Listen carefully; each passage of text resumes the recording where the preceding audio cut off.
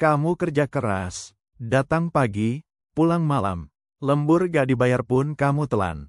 Deadline mepet kamu sikat. Libur nasional, kamu malah ngantor. Semua demi apa? Demi loyalitas. Demi status karyawan teladan. Tapi ujung-ujungnya apa? Satu surat pemecatan, dan semua pengorbananmu langsung jadi abu. Gue pernah di posisi itu. Dipecat di usia 35 tahun.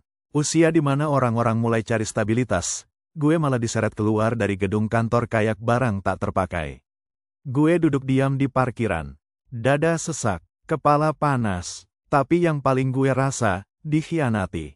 Ternyata, perusahaan yang gue bela mati-matian itu, gak pernah benar-benar peduli. Lo pikir mereka lihat perjuangan lo tiap malam begadang demi presentasi? Lo pikir mereka peduli lo batalin liburan keluarga karena proyek dadakan?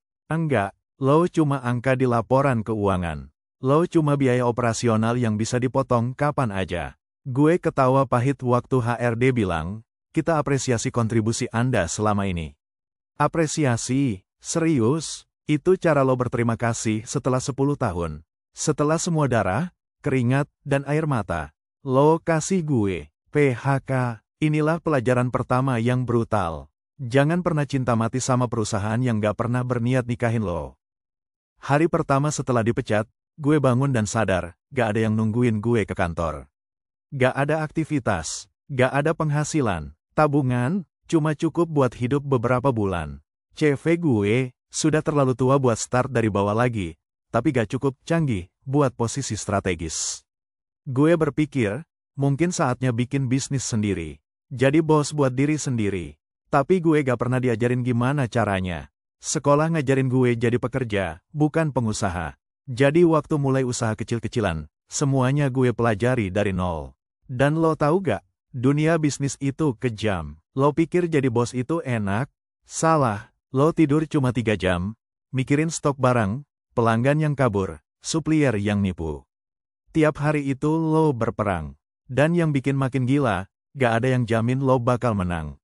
Gue pernah jualan makanan, laku sehari 2 porsi. Abis itu basi, rugi. Gue coba online shop, orderan seret, gak balik modal. Teman-teman gue, cuma nonton, kasih semangat, di WhatsApp, tapi gak beli. Dan lo sadar, loyalitas yang dulu lo kasih ke kantor, gak akan dikembalikan siapa-siapa saat lo jatuh. Di titik itu, gue mikir, kenapa dulu gue gak bangun bisnis sampingan waktu masih digaji? Kenapa gue habiskan energi buat perusahaan orang, bukan buat masa depan gue sendiri? Karena gue terlalu sibuk jadi karyawan ideal. Terlalu sibuk nurut. Terlalu takut ambil risiko. Gue pikir stabilitas itu segalanya. Ternyata stabilitas itu ilusi. Yang nyata adalah, lo gak punya kendali atas hidup lo kalau hidup lo tergantung dari gaji bulanan. Visual, gambar flashback, kerja lembur, rapat, marah-marah di depan laptop. Gue ingat, waktu masih kerja, gue pernah tolak tawaran teman buat join bisnis kecil-kecilan. Alasan gue waktu itu, gue sibuk. Gue loyal sama kantor. Sekarang, kantor itu bahkan udah ganti nama. Ganti manajemen. Gak ada yang inget siapa gue. Lo mau tahu penyesalan terbesar? Gue terlalu percaya bahwa kerja keras pasti dihargai. Tapi dunia gak adil, bro. Yang dihargai itu kerja cerdas.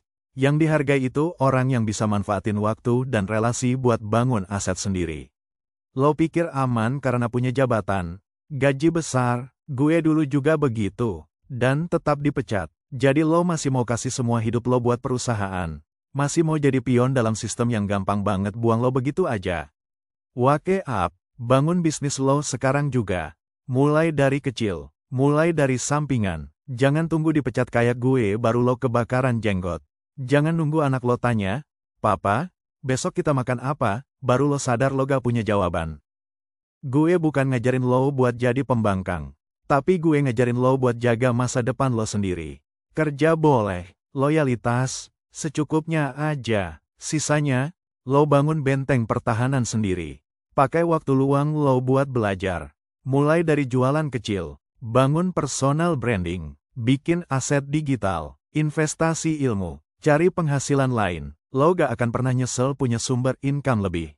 Tapi lo pasti nyesel kalau hidup lo cuma bergantung dari satu bos yang bisa ganti lo kapan aja. Loyalitas lo gak bakal bayar tagihan kalau gaji lo dicabut.